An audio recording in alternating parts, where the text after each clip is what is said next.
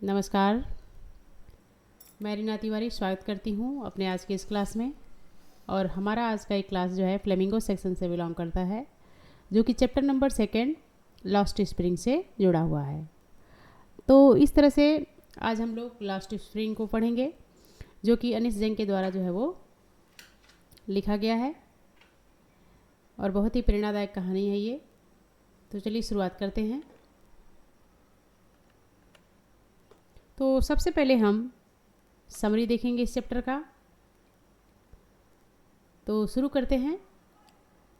The chapter is an emotional and insightful narrative divided into 2 parts, focusing on the lives of impoverished children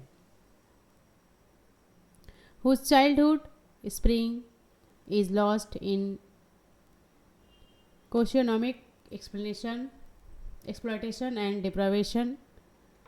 देखिए ये chapter जो है 2 भागों में है। हमारा जो ये चैप्टर है लॉस्ट स्प्रिंग वो 2 भागों में है, जिसमें एक बहुत ही मार्मिक कहानी, मार्मिक जो है चित्रण किया गया है, जिसमें बच्चे होते हैं जो अपने बचपन का आनंद नहीं उठा पाते हैं, बचपन से वंचित रह जाते हैं, बचपन अवस्था में ही उन्हें जिम्मेदारियों का बोझ मिल जाता है। तो इस तरह से वो अपने अभाव के कारण, अपने गरीबी के कारण जो है अपने बचपन का आनंद जो है वो नहीं उठा पाते हैं। उन्हीं 2 बच्चों की ये कहानी है, जिसको 2 भागों में अनिश जंग ने डिस्क्राइब किया है। तो सबसे पहले पार्ट 1 देखते हैं। समटाइम्स आई फाउंड ए रूपी इन गार्बेज। पहला जो चैप्टर है, चैप्टर का पहला भाग जो है उसका टाइटल शुरू होता है some time I found a रूपी इन अ गार्बेज। तो देखिए ये जो 20 कहानी का एक हिस्सा है ये स्टेटमेंट। तो शुरू करते हैं। This part focuses on Sahib Alam, a young rag picker in Seemapuri. ये जो पहला भाग है ना, वो साहिब आलम जो कि एक छोटा सा रैक पिकर रहता है सीमापुरी में, कूड़ा बीनने वाला रहता है, साहिब आलम की कहानी है, जो सीमापुरी दिल्ली में रहता है। Who migrate from Dhaka Bangladesh, जो बांग्लादेश ढाका से आया हुआ था। He lives in nomadic life searching for valuable in garbage piles. वो बहुत ही दयनीय जिंदगी जीता है और वो गार्बेज में जो है, कूड़े के ढेर में जो है कुछ अच्छी चीज़ें खोजने की कोशिश करता है। For Saheb garbage is the source of survival bread for his parents. Saheb के लिए वो जो गार्बेज था वही उनके जीवन यापन करने का स्रोत था, रोजी रोटी का स्रोत था उनके माता पिता के लिए।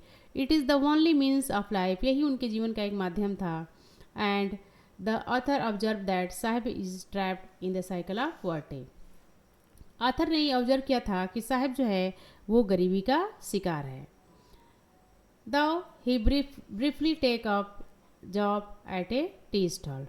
यद्यपि उसने एक छोटी मोटी चाय की दुकान पर भी काम किया था। अर्निंग 800, उसे वहाँ पर 800 रुपये भी मिलते थे, एंड फूड और खाना भी मिलता था। And author note that he has no longer his own master.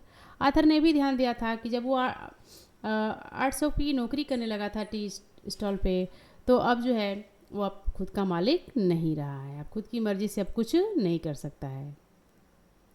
The burden of job symbolise by the steel canister he carries weighs heavier than the plastic bag he use to as a rag picker. यहाँ बताया गया है कि जो burden of job यानी कि job का जो बर्डन है वो ये संकेत करता है कि जो स्टील कैनिस्टर लेकर चलता है उसका वजन जो है वो काफ़ी भारी लग रहा है उस प्लास्टिक बैग से, जो कि हमेशा वो रैक पिकिंग के समय उठाया करता था। आगे देखते हैं। तो ये था साहिब आलम की कहानी। अब देखते हैं पार्ट 2 में किसकी बात है। तो पार्ट 2 का टाइटल शुरू होता है I want to drive a car. तो देखिए दिस पार्ट फीचर मुकेश। इस चैप्टर में पिछले पार्ट में तो हमने साहिब आलम के बारे में सुना, जो कि एक रैक पिकर रहता है, और दूसरा पार्ट जो है वो मुकेश से बिलोंग करता है। A boy from town of Firozabad, और ये लड़का जो है फिरोजाबाद से है। मुकेश नाम का जो लड़का है इस कहानी में पार्ट नंबर 2 में, वो जो है फिरोजाबाद से जुड़ा हुआ है। The centre of India's glass blowing industry. ऐसी जगह फिरोजाबाद, जैसा आप जानते ही हैं कि फिरोजाबाद में सबसे ज़्यादा जो है ग्लास ब्लोइंग इंडस्ट्री जो है वो होती है। सबसे ज़्यादा शीशे का उत्पादन जो है, शीशे से जुड़ी काम जो है वो फिरोजाबाद में ही होते हैं। Mukesh dream of becoming motor mechanic. Mukesh का ये सपना था कि वो मोटर मैकेनिक बनेगा एंड ड्राइविंग अ कार, और एक कार चलाएगा। And stark contrast his family generational destiny to making bangle.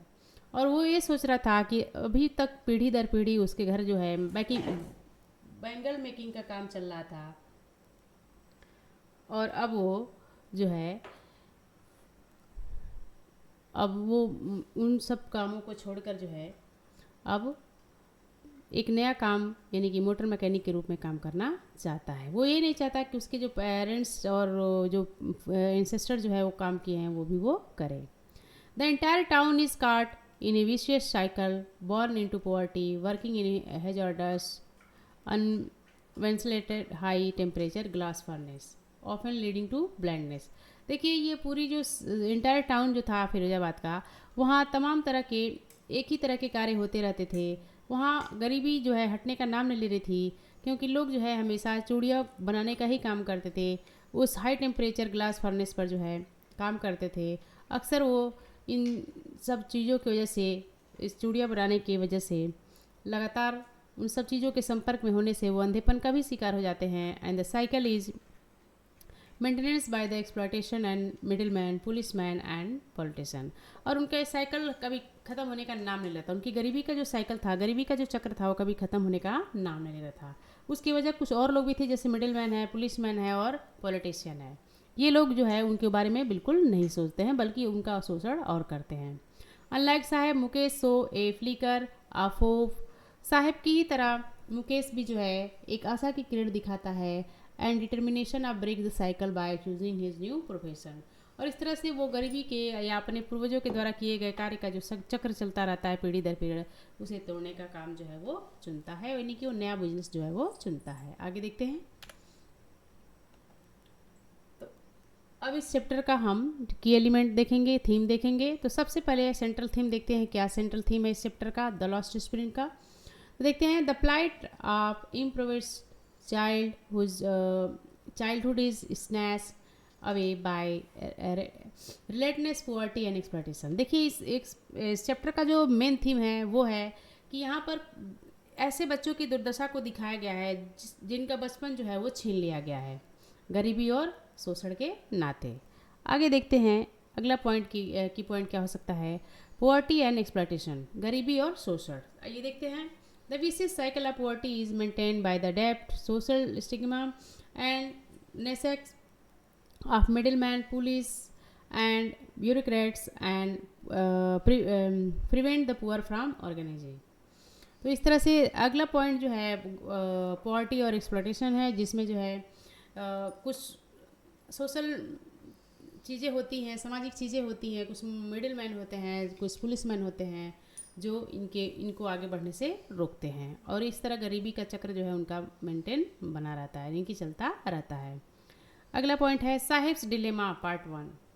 Sahib का जो डिलेमा है पार्ट 1 क्या है, देखिए। The lack of a true identity he is named Sahib Alam. उसकी वास्तविक पहचान न रहते हुए भी उसका नाम जो है साहिब आलम पड़ा है। उसे अपने नाम का आइडेंटिटी जो है मालूम नहीं पड़ता है कि क्या मतलब होता है। तो साहिब आलम का मतलब जैसा कि आप जानते हैं लॉर्ड ऑफ यूनिवर्स होता है, but live in life object of poverty. लेकिन वो लाइफ जो है कैसा जीता है, एक गरीबी भरी जिंदगी जीता है। Loss of freedom when he work in the tea stall. और उसने अपनी आज़ादी को भी खो दिया था, और कब खोया था, जब वो टी स्टॉल पे जो है वो काम कर रहा था। इस तरह से साहिब का डिलेमा पार्ट नंबर 1 में जो है वो दिखाया जाता है। उसके बाद है मुकेश ड्रीम पार्ट 2। मुकेश के क्या ख्वाब रहते हैं, आइए देखते हैं। Represent the flicker of the hope and determination to escape the generational destiny and fatalism accept by his community. देखिए मुकेश का जो ड्रीम होता है वो ये सोचता है कि अभी तक जो हमारी जो पीढ़ी दर पीढ़ी जो चूड़ियाँ बनाने की, ग्लास ब्लोइंग चीज़ें करने की जो काम चल रहे थे, उसको वो दूर करके जो है अपने द्वारा जो है अपने सपनों को जो है वो जिएगा। अपने समुदाय के द्वारा जो एक्सेप्ट किया गया है जो चीज़ें हैं उससे वो हटकर काम करेगा। अगला है फिरोजाबाद आयरनी। इसमें फिरोजाबाद आयरनी जो है वो दिखाया गया है। तो आइए देखते हैं फिरोजाबाद आयरनी के रूप में किस तरह से है। The town is famous for making beautiful glass bangles. ये शहर जो है बहुत ही सुंदर सुंदर चूड़ियाँ बनाने के लिए जाना जाता है। Symbolize auspicious in marriage. ऐसी चूड़ियाँ जो विवाह के लिए बहुत ही पवित्र मानी जाती हैं, सगुन मानी जाती हैं। At it is inhabitant live in miserly and blandness. फिर भी यहाँ के जो निवासी होते हैं वो काफ़ी दुख से और अंधेपन का शिकार हो जाते हैं। चूड़ियाँ बनाते बढ़ाते ऐसी ऐसी चीज़ें चली जाती हैं उनके आँख में कि वो अंधे हो जाते हैं। तो इस तरह से फिरोजाबाद एक आयरनी के रूप में इसमें जो है वो प्रस्तुत किया गया है। अगला पॉइंट है सिम्बोलिज्म ऑफ गार्बेज। गार्बेज का क्या सिम्बोलिज्म है, आइए देखते हैं। For the rack picker garbage is gold. यहाँ पर बताया गया है कि जितने भी रैक पिकर हैं सीमापुरी में उनके लिए गार्बेज जो है गोल्ड के समान है, यानी कि उनके लिए सर्वाइवल का माध्यम है। For the children it is wrapped in wonder. बच्चों के लिए तो ये आश्चर्य से भरा हुआ खजाना है। The possibility of finding money, जिसमें उन्हें कभी कभी कुछ पैसे भी मिल जाते हैं। आगे देखते हैं। तो चलिए की पॉइंट के बाद अब हम इस चैप्टर के कुछ इंपॉर्टेंट क्वेश्चन देख लेते हैं, उम्मीद है आपके लिए कारगर होगा। तो चलिए देखते हैं। फर्स्ट क्वेश्चन है, why is the author not convince that Sahab is happy working at the tea stall. Why is the author not convince that Sahab is happy to working at the tea stall. लेखक क्यों नहीं आश्वस्त होती हैं कि वो tea stall पर काम करके साहब जो है वो खुश होगा। तो ये देखते हैं क्यों नहीं राइटर कन्विंस्ड होती हैं। द ऑथर फील्स साहब has lost his carefree look. Author ने ऐसा महसूस किया कि जो पहले साहब एकदम केयरफ्री लुक हुआ करता था, अब ऐसा कुछ भी उसमें देखने को नहीं मिलता है। The steel canister he carried to is heavy to the symbolise to burden of servitude. और जो स्टील का कैनिस्टर लेकर वो चलता है, वो जो भारी लगता है उसे ये संकेत देता है कि अब वो काफ़ी जो है वो जिम्मेदारियों से दबा हुआ है। Unlike his day as a rag picker where he has own master. जबकि जब वो रैक पिकिंग करता था वो खुद अपने मनमर्जी का रहता था, वो आज़ादी फीलिंग करता था। And he is now work under the boss. लेकिन अब तो अपने बॉस के अंडर में काम करता है। Which has strip him his independence and joy. जिससे कि उसकी आज़ादी और खुशियाँ जो है थोड़ी वंचित हो जाती हैं। अगला क्वेश्चन है, what is the meaning of the Sahib Alam, why it is irony. वह साहिब आलम का क्या मतलब होता है और इसे आयरनी के रूप में क्यों लिया गया है। तो ये देखते हैं। Sahib Alam means lord of universe. Sahib Alam का मतलब होता है lord of universe. The name is highly ironic because Sahib reality is one extreme poverty and homelessness. ये आयरनी इसलिए है, साहिब आलम नेम जो है आयरनी इसलिए है क्योंकि साहिब जो है वास्तव में साहिब नहीं है, बल्कि वो बहुत ही गरीबी और बेघर का जीवन जो है वो जी रहा है। He is barefoot rack picker who is live in the margin of society and struggle daily for mayor survival. देखिए साहब जो है नंगे पाँव रहता है, उसे खाने पीने के लिए भी नहीं मिलते हैं, न पढ़ने उड़ने के लिए ठीक से मिलता है। और इस तरह से वो एक ऐसे समाज में रहता है जहाँ पर डेली रूटीन के लिए भी उसे संघर्ष करना पड़ता है, सामान्य जीवन जीने के लिए उसे संघर्ष करना पड़ता है। अगला क्वेश्चन देखते हैं। अगला क्वेश्चन है, what is the vicious circle of middlemans and police that trap the people of Firozabad. वो क्या विशियस सर्कल है जो कि मिडिलमैन और पुलिसमैन जो है फिरोजाबाद के लोगों को जो है बांध के रखते हैं। तो चलिए देखते हैं। The poor bangle maker are trapped by the vicious circle involving middleman, policeman and bureaucrat. जो ये बैंगल बनाने वाले जो गरीब लोग हैं वो इन लोगों के चंगुल में फंस जाते हैं, चाहे वो मिडिलमैन हो, पुलिसमैन हो या ब्यूरोक्रेट्स हो। If they try to organize themselves into the cooperative, they are beaten by the police and jailed to doing something illegal, thus crushing all efforts changes। तो इस तरह से देखिए, जब भी कोई वहाँ का बैंगल मेकर जो है अगर कुछ नया चीज़ करने की कोशिश करता था तो उन्हें जो है पुलिस के द्वारा मारा जाता था, उन्हें जेल भेज दिया जाता था और इस तरह से उनकी आशाएं जो है वो कुचल दी जाती थी। आगे देखते हैं।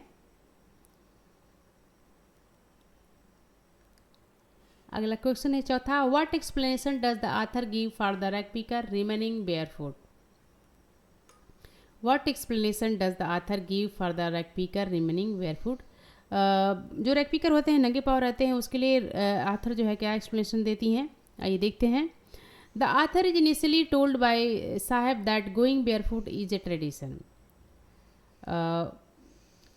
आथर ने पहले शुरू में इनिशियली यानी शुरू में बताया है साहब के द्वारा कि नंगे पाँव रहना भी एक परंपरा है, not a lack of money, ये पैसे का कोई अभाव नहीं कहा जा सकता। However the author find this is just an excuse to hide their perpetual state of poverty. और इस तरह से आथर जो है वो एक्सक्यूज जो है एक तरह से देना चाहती हैं उनकी गरीबी को ध्यान में रखते हुए। Their inability of afford footwear is stark indicator of their destitution. उनकी जो ये विदाउट फुटवेयर जो वो लोग चलते हैं, जो उनकी क्षमता नहीं है, नंगे पाँव चलने की क्षमता है, बस वो जूते नहीं खरीद सकते, चप्पल नहीं खरीद सकते, स्लीपर नहीं खरीद सकते हैं, इस तरह से ये चीज़ें दर्शाती हैं। इसका एक्सप्लेनेशन पोएट ने राइटर ने ऐसे दिया है कि ये भी एक ट्रेडिशन के रूप में लिया जा सकता है उनकी गरीबी को छुपाने के लिए। आगे देखते हैं। Why do the bangle makers continue to work in the hazardous condition of the glass furnace. यहाँ बताया गया है कि जो बंगल मेकर होते हैं वो क्यों लगातार काम करते रहते हैं ग्लास फर्नेस पे। तो ये देखते हैं। They are victim of generation system. क्यों काम करते रहते हैं? देखिए जैसे पीढ़ी दर पीढ़ी एक ही काम करते रहते हैं लोग, अभी भी चल रहा आता है कुछ काम जो होते हैं जो पीढ़ी दर पीढ़ी चलते रहते हैं, उसी तरह बैंगल मेकर भी जो है जनरेशनल सिस्टम को जो है आगे बढ़ाते हुए बैंगल मेकिंग का काम करते थे। They are born into the debt that their forefather incurred. देखिए वो गरीबी में पैदा हुआ करते हैं, कर्ज में पैदा हुआ करते थे, जो उनके पिता जो पूर्वज थे जो चलाए करते थे। And they lack of courage and means of escape. उनके पास अभाव होता था, साहस नहीं होता था और माध्यम नहीं होता था जिससे वो बच निकले। They are caught in the vicious circle of exploited system and accept their destiny as tradition. और इस तरह से वो उस चंगुल में जो है वो फंस जाते थे और इस तरह से वो अपने भाग को एज ए परंपरा के जैसे ट्रेडिशन के रूप में जो है वो लेते थे। आगे देखते हैं। तो क्वेश्चन के बाद अब हम इस चैप्टर का लास्ट स्प्रिंग का एमसीक्यू देखेंगे। तो सबसे पहले आता है question, what is the full name of Saheb mention in the story. Story में मेंशन किया गया जो साहेब का फुल नेम है वो क्या है। तो जैसा हमने पहले ही आपको बताया है कि साहब का फुल नेम जो है वो है Sahib Alam, the lord of universe. तो ऑप्शन नंबर डी जो है वो करेक्ट है। आगे देखते हैं। What is the job taking by the Sahab after the quit rag picking. Rag picking बंद करने के बाद साहब ने कौन सा जॉब जो है वो लिया था। तो जैसे आप जानते हैं कि वो टी स्टॉल पे काम करता था, इसलिए आपका option number B worker at the tea stall is correct. Option number B जो है वो सही है। आगे देखते हैं। What is the main danger of working in the glass furnace in the Firozabad. Firozabad में सबसे मुख्य खतरा क्या होता था? ग्लास फर्नेस पर काम करने से फिरोजाबाद के लोगों का जो बैंगल मेकर होते हैं उनको क्या खतरा होता था? तो देखिए सबसे ज़्यादा खतरा जो होता है वो होता है उनका ब्लाइंडनेस का। ब्लाइंडनेस वो काफ़ी तेज़ टेम्परेचर पे वो काम करते हैं, जिसका धूल धक्कड़ जो है कुछ उनकी आँखों में पड़ जाता है और इस वजह से वो अंधे हो जाते हैं। आगे देखते हैं। What is the garbage symbolized in the children of Seemapuri. Seemapuri के बच्चे जो होते हैं, जो रैग पिकर होते हैं, उनके लिए गार्बेज क्या सिम्बोलाइज करता है? तो देखिए उनके लिए गार्बेज जो है रैप इन वंडर, यानी कि the hope of finding money, यानी कि रैप ऑफ वंडर था, क्योंकि कभी कभी उन्हें 1 रुपये 2 रुपये मिल जाते हैं, इवन कभी कभी उन्हें 10 रुपये भी मिल जाते हैं, इसलिए ऑप्शन नंबर बी जो है वो करेक्ट है। आगे देखते हैं। What do the rag picker of Seemapuri originally hello from. Seemapuri के जो रैग पिकर रहते हैं वो वास्तव में कहाँ से थे? तो आपको पता ही है कि सीमापुरी के जितने भी रैग पिकर हैं मोस्टली जो वहाँ काम करने वाले लोग रहते हैं जो कि सीमापुरी में हैं, वो ढाका से यानी कि बांग्लादेश ढाका से जो है वो बिलोंग करते हैं, इसलिए ऑप्शन नंबर बी जो है वो करेक्ट है। आगे देखते हैं। Mukesh ambition is to become है। मुकेश का एम्बिशन क्या था, क्या बनने का था? मुकेश का एम्बिशन यानी कि पार्ट नंबर 2 से स्टोरी से बिलोंग करता है। एक क्वेश्चन, तो मुकेश का एम्बिशन क्या था? आप जानते हैं कि मुकेश जो है वो मोटर मैकेनिक बनना चाहता है, तो यही उसके सोल एम्बिशन थे। तो ये ऑप्शन नंबर सी जो है वो करेक्ट है। Next, what is Firozabad famous for? Firozabad किस लिए फेमस है? तो जैसा कि आप जानते हैं कि ग्लास ब्लोइंग इंडस्ट्री के लिए फेमस है, इसलिए यहाँ पर जो है हम ऑप्शन नंबर बी करेक्ट है, bangle making industry. Next, the author Anees Jung encounter Saheb every morning doing what? यहाँ बताया गया है कि ऑथर जो है इस चैप्टर की अनीस जंग, उनका मुलाकात जो है अक्सर साहिब आलम से हुआ करता था सुबह सुबह। किस वजह से हुआ करता, क्या करने की वजह से हुआ था? तो आइए देखिए वो क्या करते हुए मिलता था वो। तो जब भी वो मिलती थी आथर साहिब आलम से, तो हमेशा जो है वो हमेशा क्या करता है, वो गार्बेज पे जाकर जो है वो रैपिंग करता है, गार्बेज पाइल्स पे जाके। तो इस तरह से ऑप्शन नंबर बी जो है करेक्ट है, scrounging the gold trash in the garbage dump. वो हमेशा कूड़े दान के पास ही रहता था, कूड़े के पास ही रहता था, वहाँ से कूड़े में से कुछ बहुमूल्य चीज़ें उसके अनुसार वो निकाला करता था। आगे देखते हैं, what is the primary reason? What is the primary reason why is the bangle maker can not organise into the cooperative? वो प्रमुख कारण क्या है कि जो बैंगल मेकर हैं वो क्यों नहीं अपनी कोई जो कोऑपरेटिव है उसको जो है ऑर्गेनाइज कर सकते हैं? किसी कोऑपरेटिव में वो ऑर्गेनाइज जो है वो क्यों नहीं कर सकते? तो देखिए वास्तविक उनका कारण ये था कि वो काफ़ी डरे हुए रहते थे, क्योंकि पुलिस और मिडिल मैन जो है उनको बहुत सताते थे, बहुत ज़्यादा उत्पीड़न करते थे, उन्हें जेल में डाल देते थे। इसलिए ऑप्शन नंबर सी जो है करेक्ट है, they are afraid to the police and the middle man. इसलिए ऑप्शन नंबर सी जो है वो करेक्ट है। आगे देखते हैं, अगला क्वेश्चन है, the steel canister carried a Saheb is heavier than the rag pickers bag because? देखिए यहाँ पर स्टील का कनेस्टर लेके चलता है जब टी स्टाइल पे साहेब आलम काम करता है, तो बताया जाता है कि जो स्टील का कनेस्टर है वो उसके रैक पिकिंग जो बैग थे, रैक पिकर्स का जो बैग था उससे भी वो बड़ा था। वजह क्या है? तो यहाँ पर बताया गया, it represent the loss of his freedom. ये दर्शाता है कि उसने अपनी आज़ादी को खो दिया। वो अब रैक पिकर बैग जो है वो लेकर चलता तो है, जिससे कि वो काफ़ी आज़ादी महसूस करता है, लेकिन अब वो कनेस्टर लेके चल रहा है जो कि हल्का है, लेकिन अब वो अपनी मर्जी से काम नहीं कर सकता। वो उसके ऊपर उसके बॉस का जो है वो अधिकार रहता है, उसके अनुसार वो काम करता है, वो अपनी आज़ादी को खो देता है। इसलिए option number B correct answer है। तो ये था हमारा आज का क्लास। उम्मीद है आपको हमारा ये क्लास पसंद आया होगा।